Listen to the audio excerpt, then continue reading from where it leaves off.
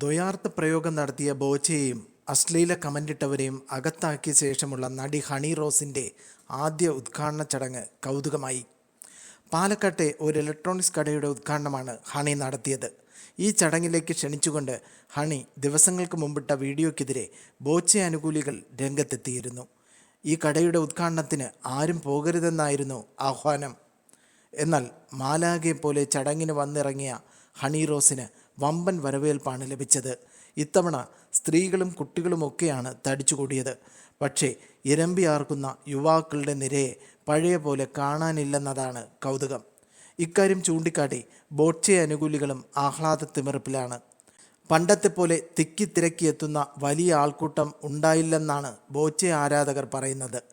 ഹണി റോസ് പങ്കുവച്ച ഉദ്ഘാടന വീഡിയോയ്ക്ക് താഴെയാണ് ബോച്ച അനുകൂലികൾ ഇക്കാര്യം ചൂണ്ടിക്കാട്ടുന്നത്. സ്കൂൾ കുട്ടികളെ ഇറക്കിയാണ് ഉദ്ഘാടന ചടങ്ങ് കൊഴുപ്പിച്ചതെന്നാണ് ഇവർ ആരോപിക്കുന്നത്. കമൻറ്റ് ബോക്സിലും വലിയ ആവേശം പ്രകടമല്ല. കമൻ്റ് ഇട്ടാൽ അകത്താക്കുമല്ലോ, അതുകൊണ്ട് ഒന്നും പറയാനില്ലെന്ന് കുറിക്കുന്നവരുമുണ്ട്. ഹണി റോസ് ആരാധകരും വിട്ടുകൊടുത്തില്ല. ബോച്ച അനുകൂലികളുടെ പ്രതിഷേധം ഏറ്റില്ലെന്നും ഹണിയെ കാണാൻ ജനക്കൂട്ടം എത്തിയെന്നുമാണ് ഇവർ ചൂണ്ടിക്കാട്ടുന്നത്. പക്ഷേ കട ഉദ്ഘാടനത്തിന് ക്ഷണിച്ചുകൊണ്ട് പങ്കുവച്ച ആദ്യ വീഡിയോ ഇപ്പോൾ ഹണിയുടെ പേജിൽ കാണാനില്ലെന്നതാണ് മറ്റൊരു കൗതുകം. ഏതായാലും നടിമാരെ കാണാൻ ഉദ്ഘാടന ചടങ്ങിന് പാഞ്ഞെത്തുന്നവരും കമൻറ്റ് ബോക്സിൽ ആറാടിയിരുന്നവരും എവിടെ പോയി എന്നതിന് ആർക്കും വ്യക്തമായ ഉത്തരവും ഇല്ല. ഈ വാർത്ത ഇഷ്ടമായാൽ ലൈക്ക് ചെയ്യൂ, ഷെയർ ചെയ്യൂ.